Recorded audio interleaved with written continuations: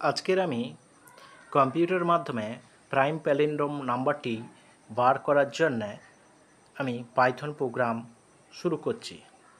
ঠিক আছে, দেখো প্রথমেই আমি n equal to int input enter the number sum equal to 0 c equal to 0 p equal to n for I in range 1 থেকে n plus 1 if n modulus I double equal to 0 c equal to c plus 1 if c double equal to 2 তাহলে check করবে ওটা প্রথমে prime number তারপরে palindrome number কিনা check করবে, else not palindrome. ঠিক আছে, একটা সংখ্যা ইনপুট করি, তাহলে একটা সংখ্যা ইনপুট করলে দেখা যায় এটা হচ্ছে প্রাইম প্যালিন্ড্রোম 313।